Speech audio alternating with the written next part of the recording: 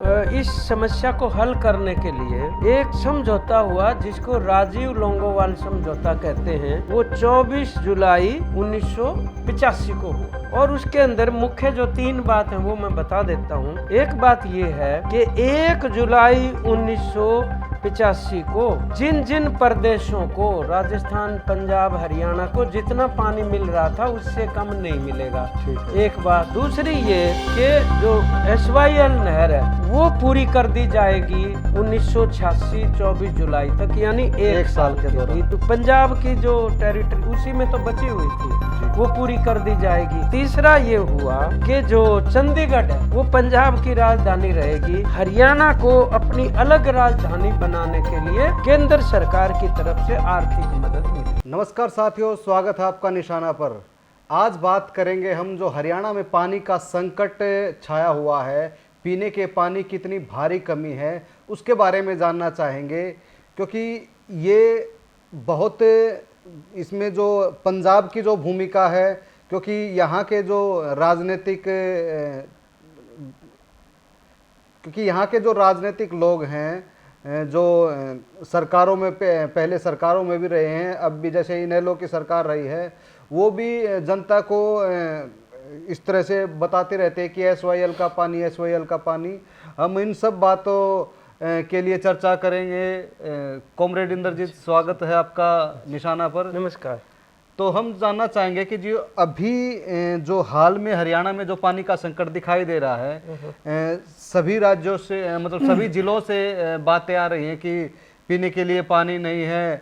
चाहे वो भिवानी में भी आपकी पार्टी ने भी प्रदर्शन किया और रोहतक में अभी पिछले दिनों विभाग ने भी काफ़ी दौड़ धूप की है पानी की समस्या से निजात पाने के लिए, और नहरों में भी पानी की कमी है। तो इन सब के पीछे क्या कारण है जी, जो पानी का इतना गंभीर संकट छाया हुआ है? इसके पानी के ना कई पहलू हैं। जो अब वाला विवाद है कुछ उसके पहलू हैं और कुछ पानी से संबंधित बहुत ही पेंडिंग विवाद है, जो कि आप कह सकते हो कि पिछले 30-40 साल से वो विवाद लटका हुआ है। उस पे अलग से हम बात करेंगे जी। अब जो पानी का संकट खड़ा हुआ उसकी भी एक बैकग्राउंड ये है कि पानी की निरंतर कमी होती जा रही है, इसमें कोई दो राय नहीं जी। वो जो ग्लेशियर होते हैं ऊपर, जिनके बर्फ के पिघलने से जो पानी आता नहरों में पानी आता है, वो भी कम हो गए, क्योंकि ग्लोबल वार्मिंग कहते हैं। ये जो जलवायु के परिवर्तन हुए हैं पर्यावरण के, इसने पूरे जनजीवन को बहुत ही ख़राब तरीके से प्रभावित किया है। और ये जो विकास की प्रक्रिया अपनाई गई उसकी वजह से और भी स्थिति विकट हो गई। जो विकसित मुल्क हैं, जहाँ औद्योगिकरण जाता है, जिनका रहन सहन जो है वो एयर कंडीशनिंग से जुड़ा हुआ है, तो जिसको कहते हैं ग्रीन हाउस गैसेज वहाँ से छोड़ते हैं वो ज़्यादा, और पूरे वायुमंडल को वो प्रभावित करती हैं, जिसकी वजह से जो तापमान है आम वायुमंडल का वो बढ़ रहा है जी। और तापमान बढ़ने से जो है वो उसके बहुआयामी प्रभाव पड़ रहे हैं। वो एक मोटा सा असूल है, जितने गरीब देश हैं वो उतने ही ज़्यादा खराब ढंग से प्रभावित हो रहे हैं जलवायु परिवर्तन से, और जितने भी देशों के भीतर गरीब तबके हैं वो भी सबसे ज़्यादा प्रभावित हो रहे हैं अमीरों के मुकाबले। मतलब तो ये इसको कहते हैं एक जलवायु का साम्राज्यवाद। और इसके ऊपर अंतर्राष्ट्रीय स्तर के कन्वेंशन बनी हुई हैं, कमेटियां बनी हुई हैं, लेकिन अमीर मुल्क ये मानते नहीं कि वो जिम्मेदार हैं इस ग्लोबल वार्मिंग के। जो ज़्यादा जिम्मेदार है उसी को ज़्यादा उसके लिए मुआवजा देना चाहिए, खामियाजा। ताकि जंगल भी उसको ज़्यादा उगाने चाहिए। और वो ये जिम्मेदारी जो गरीब मुल्क हैं उनके ऊपर डालते हैं। आप अगर ग्लोब पे दृष्टि डालेंगे तो अमीर मुल्क ऊपर को रहते हैं, नॉर्थ में ग्लोब के, और जो गरीब है वो साउथ में रहते हैं। तो ये जो दक्षिणी दुनिया है ये गरीब लोग हैं, गर्म जगहों पे रहने वाले, तो इनको ज़्यादा भुगतना पड़ता है। अभी ट्रम्प साहब जो हैं उन्होंने, राष्ट्रपति जब वो चुने गए दूसरी बार, तो उन्होंने ये घोषणा कर दी कि जो पेरिस वार्तालाप होता था पर्यावरण और जलवायु को लेकर, उसको उन्होंने छोड़ दिया कि हम उसमें नहीं जाएंगे। और वो बिल्कुल एक तरह से असहयोग का रुख अपना लिया उन्होंने। चलो हम उसमें बाद में जाएंगे, लेकिन इसका नतीजा ये हो रहा है कि उपलब्ध जल भी कम है नदियों के अंदर। हमारा मुल्क जो है वो, उसको कुदरत ने एक बहुत बड़ा वरदान दिया हुआ है कि उसके पास हिमालय पर्वत जैसे पहाड़ भी हैं जहाँ बहुत ज़्यादा बर्फ़ गिरती है, और दक्षिण के अंदर मतलब समुद्र तट भी जिसके पास उत्तर में भी हैं और पश्चिम में भी हैं, और दक्षिण में तो है ही। मतलब इतना बड़ा समंदर तट, एक ही समय में आप देखेंगे कि बर्फ़ भी गिर रही होती है और पंखे भी चल रहे होते हैं। इतनी विविध जलवायु का मुल्क जो है, खुशकिस्मती की बात है अपने आप में। लेकिन उस जलवायु ने ये जो वरदान दिया है उसका सही सही उपयोग तो योजना में किया जाना चाहिए ना। उसी के अनुरूप अगर योजनाएं बनाई जाएंगी तो हम ज़्यादा तरक्की कर पाएंगे और ज़्यादा खुशहाली ले पाएंगे। लेकिन ये मोटे तौर पर केवल मतलब राष्ट्रों की सीमाओं तक सीमित नहीं है। अब जलवायु का मसला ये एक ग्लोबल मसला बन गया है, मतलब उस तरीके से। तो ये विश्व समुदाय की जिम्मेदारी बनती है कि वो पूरी परिपक्वता के साथ उसको पेश आना चाहिए, खिलवाड़ नहीं करनी चाहिए। और जो ये जो दोहन कर रहे हैं आँख मीच के, मतलब अंध उपभोक्तावाद के, कोयला है तो निकाल के ख़त्म करो, तेल है तो निकाल के ख़त्म करो, पहाड़ है तो तोड़ डालो, पानी है तो प्रयोग करो, इस प्रकार का पूंजीवादी जो प्रणाली है विकास की, इसके अंदर जिस तरीके का उद्योगीकरण ये कर रहे हैं वो भी इसका एक बड़ा नतीजा है। उस पर अलग से बात करने की ज़रूरत है। लेकिन अब क्योंकि पंजाब और हरियाणा के संदर्भ में आप बात कर रहे हैं पीने के पानी की खास तौर पे, उसमें जो सच्चाई की बात यह है कि दोनों का ही पानी की उपलब्धता घटी है। पंजाब की, हरियाणा की, राजस्थान की, दिल्ली की, हिमाचल की, चंडीगढ़ की, मतलब पूरे नॉर्थ में उनकी उपलब्धता सबकी घटी है। हम ये नहीं कह रहे कि, लेकिन अब सवाल ये है कि जितना भी पानी उपलब्ध है, हरियाणा और पंजाब के संदर्भ में बात क्यों की जाती है पानी के बंटवारे की? क्योंकि हम पंजाब ही तो थे। हाँ जी, 1966 से पहले तो जितनी भी मतलब परिसंपत्तियां थी या जितनी भी देनदारियां थी उनका बंटवारा तो 60-40 के हिसाब से हो गया जी, कि 60 और 40 के अनुपात में आपको ध्यान होगा कि हमारा जो सचिवालय है, मतलब हरियाणा और पंजाब ऐसे प्रांत हैं जिनकी एक ही राजधानी है, एक ही सचिवालय, एक ही सचिवालय, एक ही असेंबली का भवन है जी। वो तो उस सचिवालय में जितने कमरे हैं वो 60-40 के अनुपात में बांट रखे हैं जी। ये अलग बात है कि बाद में पंजाब ने कुछ अपने अलग से कार्यालय ज़रूरत के अनुसार बढ़ा लिए, कुछ हरियाणा ने पंचकुला में अपने बड़े बड़े निदेशालय वगैरह इस तरह के, कोई कृषि के, शिक्षा के, बिजली के वो खोले हैं वो भी है बात एक। लेकिन पानी का बंटवारा जाहिर है वो भी तो फिर उसी के अनुरूप बटेगा, मतलब 1966 के हिसाब किताब से। अब हरियाणा बनने के बाद बीच बीच में पंजाब की कई सरकारों ने इसको राजनीति करने के लिए ये कह दिया कि हरियाणा का कोई हक नहीं बनता। अब जबकि राजस्थान का भी, जब ये जो सिंधु नदी का समझौता 1960 में हुआ, अंतर्राष्ट्रीय समझौता, उसमें इंडिया ने जो पानी अपने लिए रखा था उसमें राजस्थान का उपयोग भी शामिल था। इसलिए राजस्थान का एक अपना ये भी अधिकार सिंधु जो समझौते में से भी मिलता है, जिसके बारे में अभी हाल में ये कहा पानी बंद कर देंगे, ये कर देंगे, वो कर देंगे। एक बार कर भी दिया, फिर बोल रहे हमने एकदम से छोड़ दिया है तो अब ये बाढ़ आ गई, ये हो गया, वो हो गया। इस किस्म की बातें उचित नहीं होती, कभी भी नहीं करनी चाहिए। ठीक है भाई आपके, लेकिन जहाँ मानवता का भविष्य दाव पे होता है ना, वहाँ बिल्कुल इस तरह का संकीर्ण और ऊंची बातें नहीं की जानी चाहिए, चाहे वो अंतर्राष्ट्रीय स्तर का हो और चाहे वो मतलब अंतर्राज्यीय स्तर की समस्याएं हों। बहरहाल हमारे यहाँ जो रावी और ब्यास्ती और सतलुज, ये 3 नदियाँ अपनी हैं जो, और चिनाब और झेलम वो पाकिस्तान की तरफ चली गई मतलब। तो लेकिन पहले तो 5 थी, तो इसलिए पंजाब पंज आब, 5 पानी, आब पानी को कहते हैं, मतलब आबो हवा तो पंजाब नाम इसीलिए। लेकिन इनके बंटवारे का जो सवाल है उसके लिए कई सारे डैम बनाए गए हैं पानी को रोकने के लिए, नहीं तो जाया चला जाएगा सारा पानी, दोबारा फिर समुद्रों में पहुंच जाएगा। तो वो जो डैम बनाए गए अलग अलग नदियों के ऊपर, उसमें बिजली भी बनती है। और एक ऐसा बड़ा डैम नंगल जो जगह है पंजाब के अंदर, वहाँ पर बना जिसका नाम भाखड़ा डैम है।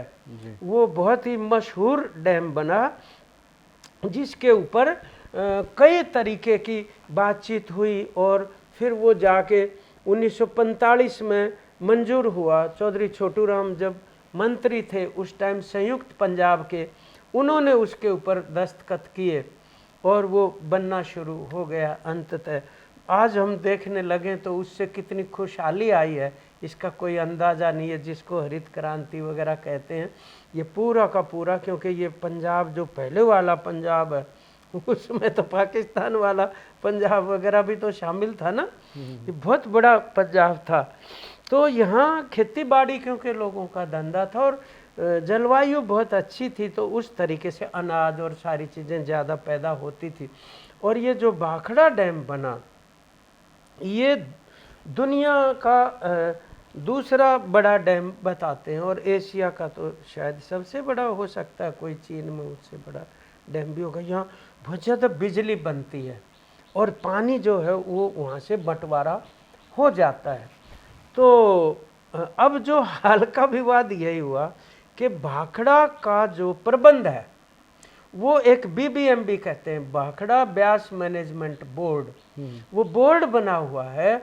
उसके अंदर हरियाणा, पंजाब और हिमाचल, राजस्थान के इंजीनियर होते हैं, लेकिन एक जो सिंचाई के पानी की का इंचार्ज होता है वो इंजीनियर हरियाणा का होता है, और बिजली वाले आवंटन का जो इंजीनियर बड़ा होता है वो पंजाब से आता होता है। बाद में जो है 2022 में केंद्र सरकार ने कुछ ऐसे कदम उठाए जो केंद्र राज्य संबंधों के लिए ठीक नहीं थे। अच्छा, उन्होंने ये कह दिया जरूरी नहीं है हरियाणा और पंजाब के ही इंजीनियर होंगे, हम कहीं से भी इंजीनियर लगा सकते हैं, दूसरे प्रांतों से भी। अच्छा। उसका विरोध भी हुआ और वो अभी भी सुप्रीम कोर्ट के अंदर मैटर चल रहा है कि आपको ऐसे नहीं करना चाहिए जब 2 प्रांत एक, उसको मैंने ये बात ठीक है कि जो केंद्रीय स्तर का जो जल संसाधन मंत्रालय है वो उसकी देखरेख करता है, और कानून के अंदर ये है कि अगर पानी के या बिजली के बंटवारे में किसी प्रकार का कोई विवाद खड़ा हो जाए और प्रदेश आपस में उसको हल ना कर पाए तो फिर केंद्र सरकार उसके अंदर मध्यस्थता करके उसको हल करवाए ये लिखा हुआ है। बहरहाल अब जो ये जो महीने हैं हमारे, मतलब अप्रैल मई के गर्मी के महीने, ये बारिश भी नहीं होती है और ऊपर से कम वो पानी आता है, तो और यहाँ भी पीने के पानी की कमी हो जाती है। एक बड़ी समस्या हरियाणा और पंजाब दोनों जगह ये भी है कि यहाँ पर नालों की और नहरों की सफाइयाँ नहीं करवा रखी, और उनके अंदर कितनी ही गाद इकट्ठी हो जाती है। वरना तो आप नरेगा के अंदर करें तो लाखों दिनों का रोजगार मिल सकता है मजदूर को, किसान को, वो करवाई जाए सफाई तो ज़्यादा पानी आने लग जाएगा। तो नहरी पानी के लिए जो फसल उगाने के लिए, कृषि के लिए चाहिए, उसके रकबे को बढ़ाया जा सकता है। अभी ट्यूबवेल का इतना ज़्यादा प्रयोग हो रहा है कि नीचे जो ज़मीन का पानी है, हमारे 140 ब्लॉक जो हैं उनमें से लगभग 85-90 जो ब्लॉक हैं उनके अंदर खतरे के स्तर के नीचे तक पानी जा चुका, और कई जगह हैंडपंप और वो जो ट्यूबवेल लगाने के ऊपर पाबंदी है। तो जो 40% पानी हरियाणा को देने की बात हुई थी, जो फैसला हुआ था जब हरियाणा और पंजाब अलग अलग हुए, तो क्या वो पानी कभी मिला? नहीं, उस पर हम बात करेंगे। एक बार तो मैं इसके ऊपर ये कह रहा हूँ कि भाखड़ा से जो पानी रिलीज होना होता है वो पानी इस मौसम में पीने के लिए भी ज़्यादा चाहिए होता है। और अब जब मतलब धान की फसल लगाई जाएगी तो दोनों ही प्रांतों में उस टाइम भी ज़्यादा पानी की ज़रूरत होएगी। तो वो जो पानी छोड़ने का सवाल था, भाखड़ा ब्यास मैनेजमेंट बोर्ड की मीटिंग के अंदर जो 8,500 क्यूसिक पानी छोड़ने की बात हुई, वो पंजाब सरकार ने ये कह दिया कि हम नहीं छोड़ेंगे ये पानी, हमारे पास छोड़ने को अतिरिक्त पानी है ही नहीं। अतिरिक्त पानी से क्या मतलब है? अतिरिक्त मतलब जो पंजाब प्रयोग कर लेता है उसके बाद तो उससे जब इनकार कर दिया उन्होंने, तो हरियाणा सरकार लगा लो या केंद्र सरकार ने भी बहुत जिम्मेदारी के साथ इस मसले को हल करने के कदम नहीं उठाए, बल्कि वो भी कहीं ना कहीं एक तरह से राजनीति करने की सोची होगी, क्योंकि वहाँ आप पार्टी की सरकार है जी, यहाँ बीजेपी की है। आप पार्टी की सरकार और भगवंत मान जो मुख्यमंत्री हैं वो दिल्ली में उनकी चुनाव में हार गए वो जी।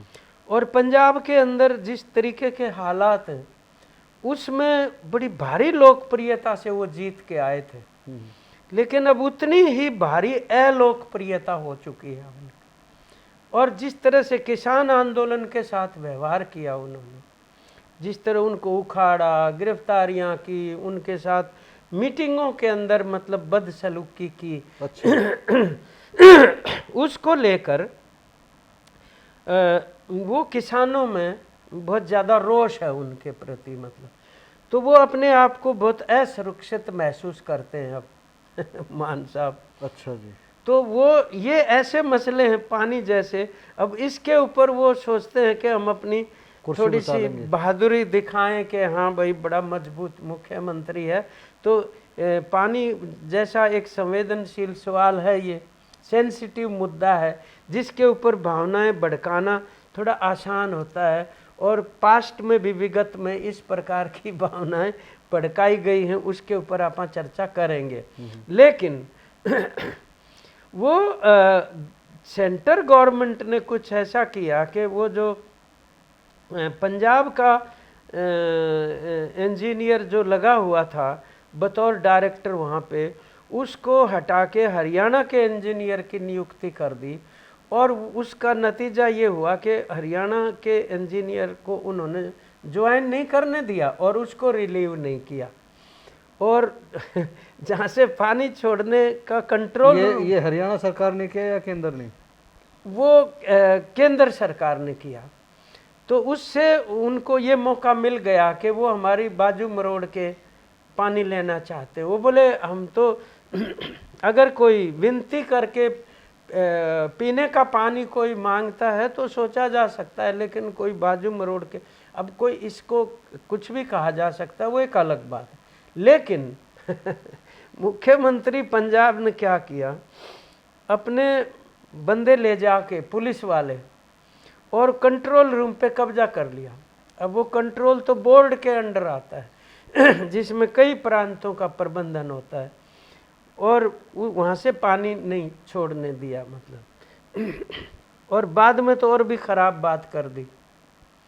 उन्होंने आप पार्टी के लोगों को ले जाके खुद अपने नेतृत्व में मुख्यमंत्री ने वहाँ धरने के ऊपर बिठा दिया कि किसी को मत आने देना और यहाँ हम अपनी मर्जी से इसको चलाएंगे। तो ये एक ऐसी बात है जो बहुत ही दुर्भाग्यपूर्ण है और इमेच्योरिटी जैसी बात है। जो मुख्यमंत्री के पद पे बैठे हुए व्यक्ति को इस तरह नहीं करना चाहिए। और वो जाहिर है क्योंकि यहाँ 4-5 डिस्ट्रिक्ट तो ऐसे हैं जहाँ पीने का पानी का भयंकर संकट है और जनरली तो है ही पूरे हरियाणा के अंदर। तो खैर मैटर सुप्रीम कोर्ट में चला गया और सुप्रीम कोर्ट ने पंजाब को कहा भाई आप ऐसा ना करो और पानी छोड़ दो। तो उन्होंने ये कह दिया कि नहीं हमारे पास है ही नहीं पानी छोड़ने को। और फिर मैटर हरियाणा जो है वो हाई कोर्ट में चला गया। हाई कोर्ट ने भी ये कह दिया कि अगर आप इस तरह करेंगे, पंजाब सरकार को निर्देश दे दिया, तो हम आपके ऊपर कंटेम्प्ट ऑफ कोर्ट कर देंगे, अवमानना का मामला। तो सुप्रीम कोर्ट की अवमानना पहले ही कर चुके हैं। उन्होंने करी नहीं, लेकिन उन्होंने ये कह दिया कोर्ट ने कि ये क्योंकि लड़ाई छिड़ी हुई है दूसरे मुल्क के साथ, तो इस तरह के मौके पे हम अवमानना नहीं कर रहे, वरना इसमें बनती है अवमानना जो है। तो वो मैटर यूं का यूं रह गया। और फिर नए एक से एक नया बहाना जो भगवंत मान बनाते रहे। वो कहने लगे असल में अब ज़्यादा पानी का प्रयोग होना शुरू हो गया है पंजाब में पहले के मुकाबले। क्यों हो गया? बोले हमने ना सारी नहरों की सफाई करवा दी। अच्छा। और नालों की सफाई, इतना ज़्यादा काम किया हमारी सरकार ने। अच्छा। कि बहुत ज़्यादा किसान की मांग पूरी होने लग गई। और पंजाब के किसान कह रहे ऐसा कुछ भी नहीं हुआ। अच्छा। कि भाई कोई बहुत ज़्यादा सफाई करवा के और ज़्यादा रकबा बढ़ गया हो। मतलब हम ये नहीं कह रहे कि भाई पंजाब के अंदर कोई सेम चढ़ गई हो, इतना ज़्यादा पानी वहाँ पे मिल, ऐसी बात नहीं, वहाँ भी कमी है, यहाँ की भी कमी है। तो खैर वो मसला जो है वो वहीं पे अटका हुआ है। और अब उन्होंने ये कह दिया कि एक्चुअली हमें तो इसलिए भी हम नहीं छोड़ सकते कि जो भाखड़ा नहर है उसकी रिपेयर होनी है, तो हम वैसे भी नहीं छोड़ सकते। कोर्ट कहे चाहे ना कहे, कोर्ट के कहने का कोई मायने नहीं बचते। अब तो रिपेयर होने तो इसका मतलब खाली होना चाहिए वो। नहीं खाली तो मतलब पानी रिलीज नहीं कर रहे भाखड़ा नहर में। अच्छा। तो वो, लेकिन एक दूसरी रिपेयर होती है जो बिजली बनती है उसकी टरबाइन की। ठीक है। और उसके लिए उसका पानी का स्तर नीचे करना पड़ता हर साल। और इस दौर में वो किया जाना चाहिए। और उस जिस लेवल पे करना चाहिए उससे ज़्यादा स्तर है वहाँ पानी का। यानी कि झूठ बोल रहा है वो। नहीं, बहुत बड़े हमारे इंजीनियर इन चीफ रहे हैं हरियाणा के, बहुत ब्रिलियंट किताब लिखी है उन्होंने, सीबी सिंह। हाँ, ये CB Singh Shoran, dynamic story of the Bhakra ji. पूरा इन्होंने इस पुस्तक के अंदर बहुत ही जाने माने मतलब विख्यात इंजीनियर इन चीफ रिटायर हुए। मैंने उनसे पूछा था, उन्होंने ये कहा इस दौर में ये कम वैसे भी कर देना चाहिए, टरबाइन के ऊपर पेंटिंग वेंटिंग और उनकी करनी पड़ती है जी। तो उस लेवल के ऊपर लाया जाना चाहिए। ये बचकानापन कर रहे हो, उन्होंने ये कहा, ऐसा नहीं होना चाहिए। और वो बोले दो तरफी बात है, इसके ऊपर राजनीति हो रही है, कोई बहुत पेचीदा सवाल मसला नहीं है जो उसका। एक तो ये परिस्थिति है जिसके अंदर हमारा ये कहना है कि इसके ऊपर, इसकी बजाय कि भाई ये भी ऑल पार्टी मीटिंग हो, वहाँ भी ऑल पार्टी मीटिंग हो। हमारे यहाँ से जो हमारे साथी ओम प्रकाश और प्रेमचंद जो सचिव हैं हमारे CPIM के, वो गए थे ऑल पार्टी मीटिंग में, लेकिन उन्होंने एक पूरा लिखित नोट वहाँ सबको दिया और मुख्यमंत्री और सभी पार्टियों के नेतृत्व को वो नोट दिया, मीडिया को भी दिया। उन्होंने ये कहा कि भाई ये पीने का पानी के सवाल को मानवीय आधार पे ट्रीट किया जाना चाहिए और ये इसको राजनीतिक मसला न बनाया जाए और पानी का बंटवारा सौहार्दपूर्ण ढंग से होना चाहिए। परस्पर जनता के अंदर भावनाएं भड़काने की स्थिति होगी तो जो कुछ आज तक विगत में होता रहा, जिसके बहुत खराब नतीजे निकले, हजारों लोग मारे गए, आतंकवाद भी फैला, वो पानी से ही शुरुआत हुई थी उसकी भी। अच्छा जी। तो ये वो दिन याद करते हुए भी मतलब डर लगता है, कितने लोग शहीद हुए हैं, कुर्बानियां देश ने कितना भुगता है। पंजाब के एक मुख्यमंत्री जो हैं वो मार दिए गए आतंकवादियों द्वारा और प्रधानमंत्री इंदिरा गांधी की भी हत्या हो गई। इतनी बड़ी बड़ी घटनाएं भी उसके अंदर घटी, बहुत सारे लोगों की जान चलेगी, हम उसको याद करते हुए भी डर लगता है। तो ऐसी बात नहीं होनी चाहिए कि दोबारा से काम खा के लिए वो तनाव पैदा किया जाए, जिसका फायदा आतंकवादी उठा सकते हैं, अलगाववादी उठा सकते हैं, कोई भी नकारात्मक अंसर होगा वही उठाएगा उसका। घर में लड़ाई होगी तो दूसरे मजे लिया करें जी। और नहीं, दूसरे भी क्या है, वो भी कई बार घर में ही हैं। मतलब इस तरह अलगाववाद फैलाने वाले कोई देश के भीतर भी तो है ही ना, जो इस तरीके की मतलब सांप्रदायिक राजनीति करते हैं या धार्मिक कट्टरता की राजनीति करते हैं। उसी का तो नतीजा था वो भी जी। खैर, ये बात हमारा स्टैंड उसके अंदर था, आज भी वही स्टैंड है। तो बेहतर यही होगा कि उसका जितना जल्दी हो सके बैठ के उसका हल होना चाहिए, और ये पीने के पानी का मसला होता है। मतलब जब से हरियाणा बना तब से जो हमारा 40% पानी मिलना चाहिए वो पूर्ण रूप से नहीं मिला है। वो फिर एक अलग मसला है, जो उस पानी के बंटवारे का जो मसला, वो पानी तो मिलता ही नहीं है अभी तक। नहीं ना वो इसलिए नहीं मिल रहा क्योंकि हमारे पास जो नहर है लाने के लिए पानी की, वो पर्याप्त उनकी कैपेसिटी क्षमता नहीं है कि उतने हमारे बाकी पानी को जितना हमें आवंटित है उसमें से हम जो ले रहे हैं, और जितना बचता है अभी भी, उस बचे हुए का हिस्सा लाने के लिए हमारे पास नहर नहीं थी। तो हुआ ये कि जब विवाद चल रहा था तो वो विवाद केवल पानी का नहीं था, चंडीगढ़ का भी था, और पंजाबी और हिंदी भाषा बोलने वाले इलाकों का भी था। अच्छा जी। इन्होंने हरियाणा वालों ने कहा बोर फाजिल्का के गांव इधर मिला दिए जाएं, तो उन्होंने ये कहा कि वो इसलिए नहीं मिलाए जा सकते हिंदी भाषी क्योंकि बीच में पंजाबी भाषी गांव है, तो वो नहीं मिल सकते हैं।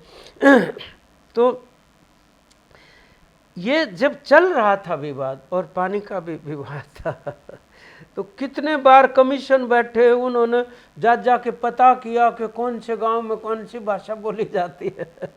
हमारा एक साथी था, वो मजाक करता था पंजाब मतलब हरियाणा और पंजाब के बंटवारे के समय हाँ, बंटवारे के बाद 66 के बाद जो कौन सा इलाके किधर जाने चाहिए, इस बात को लेके पंजाबी भाषी कौन से, हिंदी भाषी कौन से, इसी आधार पे तो हुआ था। पंजाबी सूबे का ही तो निर्माण हुआ था, यानी पंजाबी भाषी सूबा, और वही एक वैज्ञानिक आधार हो सकता है। वहाँ भी केरल मलयाली, फिर तेलुगु, फिर कन्नड़ और तमिल, इसी आधार पे तो बने हैं ना। इसी आधार पे हरियाणा पंजाब बना पंजाबी सूबे के रूप में। तो हमारा वो साथी मजाक करता, बोले इतने बड़े बड़े कमीशन बैठा रहे हैं कि हम जाके देखेंगे फलां गांव में पंजाबी भाषी हैं कि हिंदी भाषी हैं। वो मजाक में कहता था कि मैं बिल्कुल सिंपल फार्मूला बताता हूँ, गांव के शराब के ठेके पे जाके देख लो, ठेका शराब देसी हिंदी में लिख रखा है कि पंजाबी में, हिंदी में लिख रखा होगा तो हरियाणा का गाँव, पंजाबी में लिख रखा है तो पंजाब का गांव है। ये वो मजाक में कहते। खैर चलो वो अपनी जगह बात है, लेकिन हुआ ये कि जब ये विवाद चल रहा था उस समय के ऊपर एक समझौता हुआ, और उस टाइम पर वो 1984 में इंदिरा गांधी की हत्या हो गई थी जी।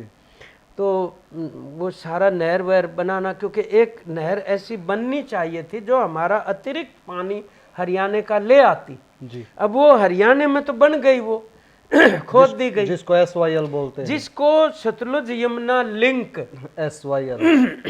कुछ लोग ये कहते हैं बहुत बड़ा मुद्दा रहा है राजनीति वालों के लिए, क्योंकि इस पे कई कहते हैं हम SYL का पानी लेके रहेंगे एक एक बूंद।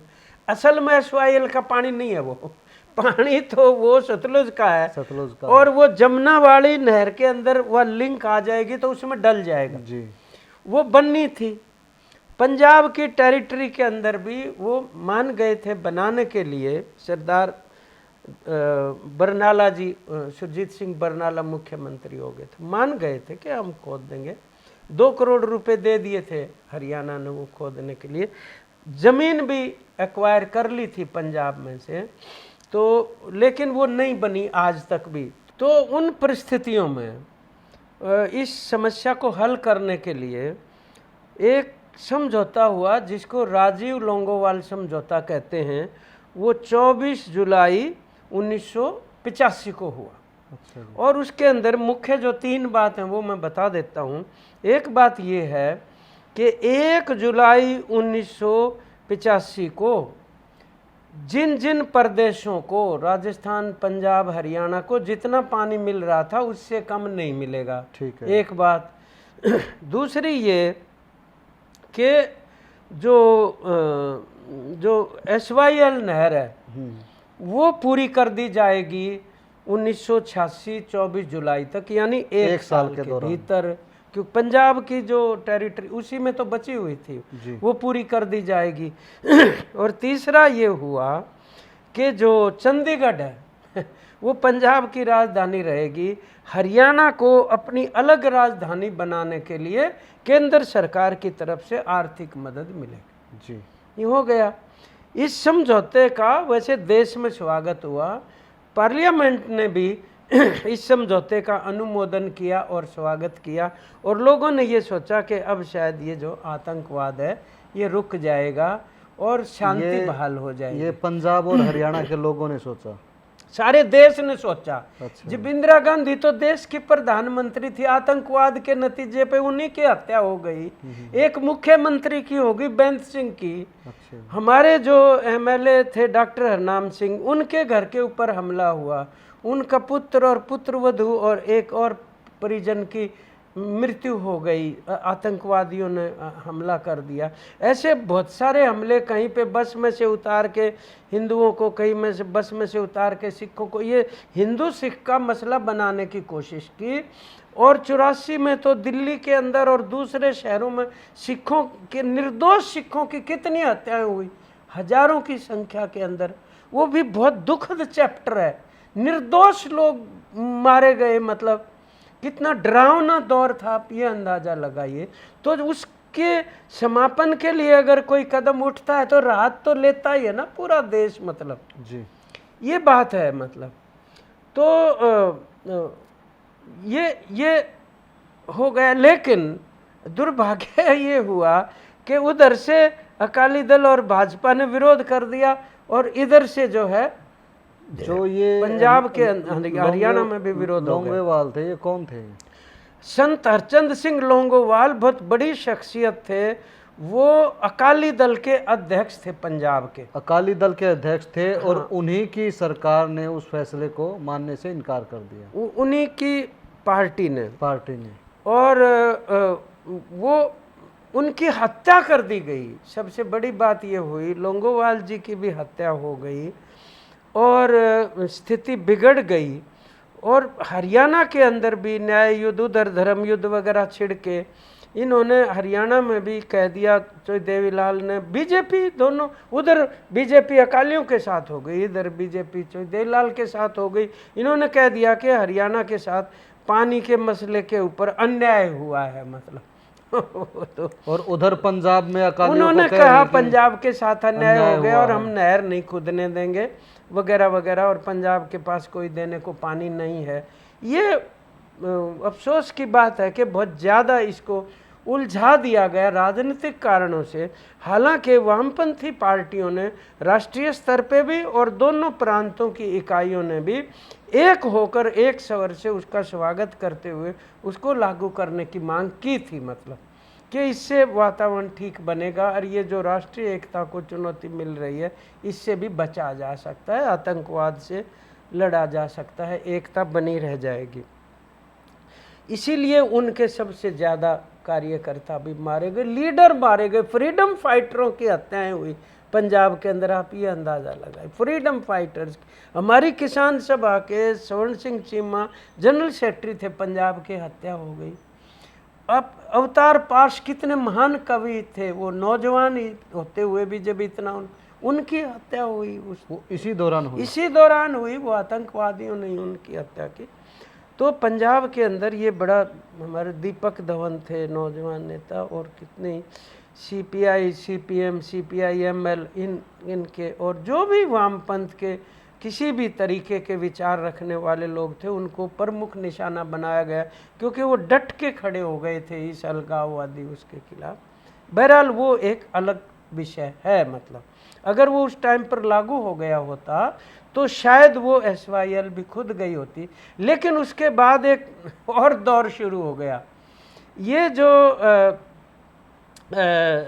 अमरिंदर सिंह थे राजा, जो मुख्यमंत्री थे पंजाब के कांग्रेस पार्टी के, ये जब विवाद शुरू होने लगा तो उन्होंने क्या किया, पंजाब की असेंबली में ये पारित प्रस्ताव करवा दिया। प्रस्ताव पारित करके ये कह दिया कि अब तक जितने भी पानियों से संबंधित, पानी के बंटवारे से संबंधित जितने भी द्विपक्षीय, त्रिपक्षीय या बहुपक्षीय समझौते हुए हैं विगत में, सबको रद्द किया जाता है। ये असेंबली से प्रस्ताव पारित करवा दिया। और फिर ये मसला जो है कांग्रेस की सरकार ने, कांग्रेस की सरकार थी अमरिंदर सिंह, ये मसला सुप्रीम कोर्ट में चला गया और सुप्रीम कोर्ट ने कई साल तक अपने पास उसको रखा और उसके बाद ये कह दिया कि ऐसा प्रस्ताव स्वीकार्य नहीं हो सकता, ये गैरकानूनी है, संवैधानिक नहीं है। आप कोई एक राज्य एक तरफा तौर पे द्विपक्षीय और बहुपक्षीय समझौतों को रद्द नहीं कर सकता है। मतलब और साथ में उन्होंने ये कर दिया कि वो जो भूमि SYL खोदने के लिए एक्वायर की गई थी वो किसानों को वापस लौटा दी। हालांकि किसान उस भूमि का कुछ कर नहीं पाए अभी तक भी। अच्छा जी, कि हम इसका क्या करें, अब वो प्रयोग में थोड़ी आ सकती है, खुदी हुई और वहां पर भी खुदी हुई है, अधूरी है, अधूरी खुदी पड़ी, उस पर खेती थोड़ी हो सकती है। मतलब तो ये उन्होंने कर दिया। मतलब और अब उसको और भी ज़्यादा दूसरा रूप दे दिया। वो ये कह रहे हैं हमारे पास है ही नहीं पानी देने को, तो SYL का क्या मतलब है बनाने का। वो ये कह, बहरहाल जो भी है ये, लेकिन उचित नहीं है जो दोनों प्रदेशों के बीच में टकराव किया जाए, कम से कम जनता के बीच में तो बिल्कुल नहीं होना। और इस बात के ऊपर हैरानी हो रही है मेरे को तो, कि जो मुख्यमंत्री हैं पंजाब के, वो पंजाब की विपक्षी पार्टियों की आलोचना कर रहे हैं कि वो मेरा साथ क्यों नहीं दे रही। अच्छा, यानी मतलब वहाँ की कांग्रेस या जो दूसरी विपक्षी पार्टियां हैं, वो वैसे देखिए इस मुद्दे पे तो उसका साथ देना चाहिए। वो कह रहा है कि मैं जब लड़ाई लड़ रहा पंजाब के हकों की तो वो चुप क्यों हैं। और वो मतलब जो किसान की जत्थेबंदियां हैं, किसान संगठन हैं, उनको भी, उनकी भी आलोचना कर रहा है कि वो हर एक बात पे रास्ते रोक के बैठ जाते थे, अब वो क्यों चुप बैठ गए वगैरह वगैरह। ये भी एक उकसावा करने की बात है। और इस तरीके की बात कहीं किसान संगठनों की तरफ से, राजनीतिक पार्टियों की तरफ से ना हरियाणा में होनी चाहिए, ना पंजाब में होनी चाहिए। ऐसे चीज़ें बिगड़ जाएंगी और जो पहले इतना ख़राब मतलब हम उसका अनुभव उठा चुके, उन दिनों की पुनरावृत्ति किसी भी रूप में नहीं होनी चाहिए। और पानी एक ऐसा मसला है जिसके ऊपर इस तरीके का प्राकृतिक संसाधन है, हवा, पानी, इसके ऊपर दोनों प्रदेशों की जनता के बीच, प्रदेशों या देशों के बीच में भी इसको लेके इस प्रकार का विवाद नहीं होना चाहिए, ऐसी हम कामना करते हैं। और ये चलो पीने का पानी है, तो दूसरी बात ये है कि आप मतलब भगवंत मान आंकड़े बता रहा है, इधर से मुख्यमंत्री हरियाणा आंकड़े बता रहा है। अरे तुम्हें मालूम ही नहीं जब किसी चीज़ का कि कितने MAF क्या होता है, कितने क्यूसिक क्या होता है, किस टाइम पर डैम से कितना पानी छूटना चाहिए और कितना वहाँ का लेवल है, तुम काहे को फालतू की बात कर रहे हो। वहाँ जब चीफ इंजीनियर बैठे हैं उनको बैठने दो, काम करने दो, बोर्ड को अपना काम करने दो, प्रेस कॉन्फ्रेंस उनको करने दो, वो बताएंगे ना आंकड़े। तो मतलब तो ये है, इससे जाहिर होता है कि ये खींचातानी से नहीं ये बात बनेगी। और अब क्योंकि चलो कोर्ट में भी वो अटका हुआ है मसला, तो कोर्ट भी उसका कोई मतलब सामान्य समाधान उसका निकाल दे, तो उससे ये कम से कम तात्कालिक तौर पर पानी की जो कमी, अभी शायद 20 मई के बाद तो अगला पानी छूटना है, ये साल का जो हिसाब होता है वो 20 मई को नया मतलब शुरू हो जाना होता है। लेकिन जहाँ पीने के पानी दिक्कत, वहाँ एक एक दिन निकालना मुश्किल हो जाता है ना। मतलब वाटर वर्क्स के टैंक सूख गए जी। ये देखिए ना कि क्या करें लोग, करें तो थोड़ा सा ये मतलब परिपक्वता से पेश आना चाहिए। इसको कोई पार्टी के रूप में या मतलब राजनीतिक प्रयोग उसका नहीं किया जाना चाहिए, जो बहुत हो चुका ये पानी का राजनीतिक प्रयोग बहुत हो चुका और लोगों का विश्वास उठ गया। देखो मैं आपको एक बात बताऊं, जैसे पहले लोगों को भड़काना आसान था, अब भड़काना इतना आसान नहीं है। अब ये लोग ये भी समझ जाते हैं कि इनकी अब कोई वोट नहीं मिलने वाली और ये झूठ बोलते हैं और बेरोजगारी का कोई हल नहीं निकाल रहे, किसान को कर्जे से नहीं निकाल रहे, मजदूर को कोई रोजगार या कोई किसी तरीके की सुविधा प्रदान नहीं कर रहे, सामाजिक न्याय नहीं दे रहे। तो ये असली मसलों का ध्यान हटाने के लिए इस प्रकार के जो भावुकता वाले मुद्दे हैं उनको उठा रहे। अब लोग इस बात को समझने भी लगे हैं। तो इस समस्या का स्थायी समाधान क्या हो? नहीं, मैं कह रहा हूँ स्थायी समाधान तो तब होना जब बैठे आपस में। ये तो बात पक्की है कि परस्पर बैठने से ही हो सकता है, या फिर ये है कि भाई अदालत जो फैसला कर रहा है, जैसे मान लो सुप्रीम कोर्ट ने कह दिया भाई SYL बना दो, उन्होंने 2 बार आदेश वो दे चुका। तो ये तो अवमानना है उसकी, नहीं पूरा है तो, लेकिन मान लो उससे अवमानना कर देंगे तो बनेगी नहीं ना। अब मान लो वो और कुछ इस तरीके की बात, उन्होंने ये कहा है कि भाई सेंट्रल गवर्नमेंट इसकी जिम्मेदारी अपने ऊपर ले ले। अब सेंट्रल गवर्नमेंट का भी मतलब फर्ज ये बनता है कि वो दोनों प्रदेश की सरकारों से बैठ के और मध्यस्थता करके और एक व्यापक हित में उसका मतलब निपटारा करे। ये चीज़ ऐसी होती है जो मतलब लड़ाई लड़ने से या किसी को इस तरीके से करने से वो हल नहीं हुआ करती है। ये मसले इस तरह के, ये मतलब जो हमारा इतिहास है ये सिद्ध कर रहा है इस बात को कि उससे नहीं हल हुए, ट्रिब्यूनल के कमीशंस के दिए हुए निर्णय लागू नहीं हुए, सुप्रीम कोर्ट के नहीं हुए लागू। तो ये जाहिर है कि व्यापक हित में पानी का भी बंटवारा देखा जाए कितना कम हुआ है और किस समय के ऊपर इसका ठीक ढंग से, फिर ये जो नहरें वहरें हैं इनकी सफाई होनी चाहिए। हमारे यहाँ पंजाब और हरियाणा की बहुत बड़ी प्रॉब्लम है कि यहाँ पर धान और गेहूँ दोनों ही फसलें बच गई। हम कोई मतलब चावल खाने वाला प्रदेश थोड़ी हैं, दोनों ही प्रदेश चावल बेचने वाले प्रदेश हैं, लेकिन बहुत ज़्यादा पानी का प्रयोग हो रहा है धान में। तो फसल चक्र बदलने की जो बार बार बात आती है, उस चावल की बजाय दूसरी फसलें भी अडॉप्ट करें, दालें कर लें, तेल की फसलें कर लें, हम मतलब मकई जो है वो कर सकते हैं। और सरकार ये कहती है कि अगर इनको बदलेंगे आप तो हम उनको मतलब इंसेंटिव देंगे, प्रोत्साहन देंगे। दे नहीं रहे, लेकिन अच्छा दे नहीं रहे, सिर्फ कह रहे, वैसे कह देते हैं। मतलब कोई भी किसान अगर उसको बदलना चाहे तो मिल कुछ भी नहीं रहा। तो कहने की बातें, लेकिन ये सच्चाई की बात है कि धान गेहूं का फसल चक्र जो है वो राजस्थान का इलाका, हरियाणा और पंजाब और उत्तर प्रदेश का इलाका भी ऐसे हैं जिनको ये फसल चक्र बदलने की ज़रूरत है। और हमारी ये खुद किसान आंदोलन की भी मांग है, लेकिन उसके लिए हालात पैदा किए जाए। नहीं तो ये पानी मतलब लड़ते रहेंगे और पानी घटता रहेगा तो भी कहीं पर नहीं पहुँचेंगे। तो कम पानी की जो किस्में और कम पानी की फसलें वो, और वेस्टेज पानी का ना हो किसी भी तरीके से, उसके ढंग सिंचाई के भी प्रयोग, हमारे यहाँ कहते हैं फ्लडिंग तरीका है सिंचाई देने का, खोल दिया नाका तो खोल दिया, मतलब दूसरे जो तरीके हैं स्प्रिंकल करने के हैं या टपका प्रणाली के हैं या दूसरे तीसरे हैं, उनका प्रयोग नहीं हो रहा है। उसके ऊपर लड़ने में ज़्यादा दिलचस्पी दिखाते हैं, हल करने। और हमारे यहाँ तो पानी पे बहुत लड़ाई होती है, गांव में भी, गांव के भाई में भी हो जाती है।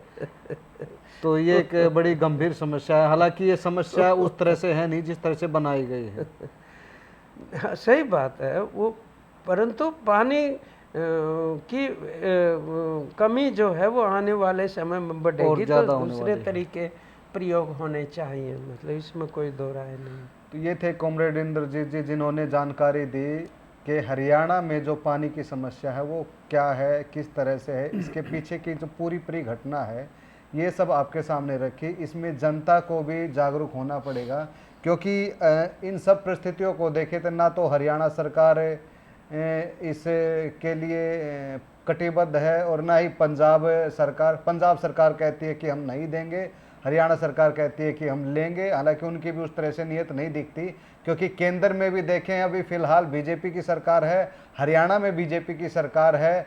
तो अगर उस तरह से देखें तो एक जो मानवीय पक्ष है कि पानी सबका अधिकार है, उधर से जो पंजाब के मुख्यमंत्री कह रहे हैं कि हमारे पास पानी कम है, लेकिन जो समझौता है वो पानी कम है तो कम का भी 40% जो बनता है हरियाणा का वो तो मिलना ही चाहिए, लेकिन वो नहीं मिल रहा है।